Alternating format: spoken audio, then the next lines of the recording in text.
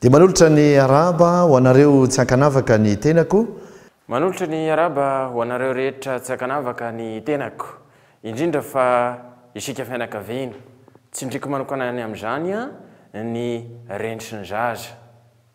Ity resaka ity dia resaka izay tokony ho ataony minisitry ny mponina sy ny fahasalamana, kanefa dia ho ataoko satria efa vita ary efa totosa amin'ny atsakany sy andavany ny asan'ny filoham-pirenena, efa mitsotsodry zay amin'izao fotoana izao ka leo mba manao ny asan'ireo minisitra ireo. Mampaninona koa nefa moa zany, ataoko fa tsy olana zany. Manomboka miodina ny toeram-pitsaboana manokana etsy amin'ny hôpitaly HGR etsy Ampefiloha itsabo azy ireo. Zany zavatra zany zao dia tokony ataon'ny ministry ny fahasalamana manoloana ny parlemanta eo amin'ny gouvernemanta, kanefa dia tsy vita ny asany dia ataon'ny filoham-pirenena zany ary avotany filoham-pirenena zay tsy mahavita, ary tena avotany filoham-pirenena ireo zay tsy mahavita ny andraikitrany ao anatin'ny fitantanana an'ity firenena ity. Isan-kenimbolana dia manatanteraka ny herinandro an'ny fahasalaman'ny renitry ny zaza isika, ka 4 tapitrisa mahery ireo zaza latsaky ny 5 taona no voajery manokana. Mihoatra ny 2 tapitrisa ny vehivavy be voka anaovana fitiliana manokana, maimaimpona avokoa zany. Iny resaka teo iny zao dia resaka momba ny herinandro ny fahasalaman'ny renitry ny zaza, izay tsy ny tenako velively no namorona an'izany, fa zavatra efa nisy ary zavatra efa natao ampolo taona ny maro ary tsy maintsy resahana.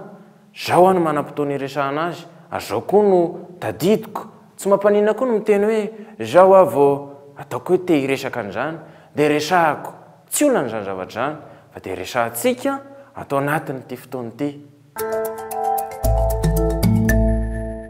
Eniko tokoa ny olana amin'ny vaksiny satria nisy tamin'ireo ankizy no niarambona taoriana ny fanaovana vaksiny. Baiko entitra nefa nomeko amin'ny anatanterahana fanadiadiana lalina. Isindray zao ny anakihana sy ilaza hoe firy volana aty aoriana ny filoha vao miresaka ny raraha iny, satria tokoa dia ny volana jona no niseho iny zavatra teo iny, kanefa dia te laza aminao aho hoe zay le fomba fiasa vaovao, zay le fomba fiasa tena ho ataotsika. Ary hitatsika ny raraha-tsakabary, ohatra zao ny ministra mponina ny raraha-tsakabary zay efa tamin'ny volana febroary, fa zao mihitsy izy voalasa any, zao mihitsy izy vao nivingitra moto nandeha tany Tsakabary. Ary te hilaza aminao aho hoe raha manana moto ianao dia mandehana makany Tsakabary mba mijery ny zava-mitrangany amin'izany Tsakabary zany.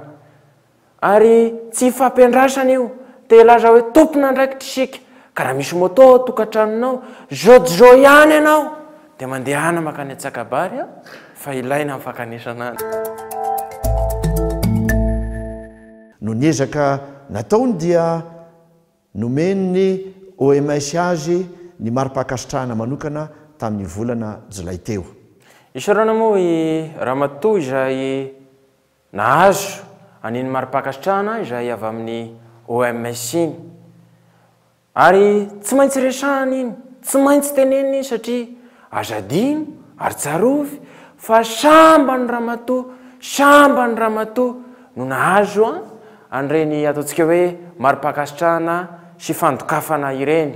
Tao manko dia zavatra tsy mendrika no nampalaza sy nampahoraka andramatoa tahaka ny resaka mananasy, izay zavatra tena mahamenatra, sy tahaka ny ihany koa ny lela vola 20 000 ariary.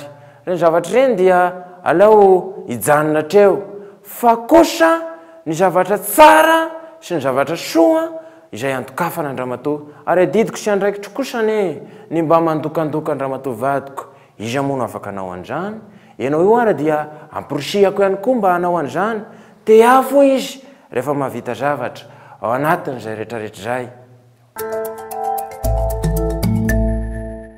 Dia mametraka ny mandra-piaona sy ny mandra-piresaka ho amin'ny tsy mahaly misampona manaraka indray.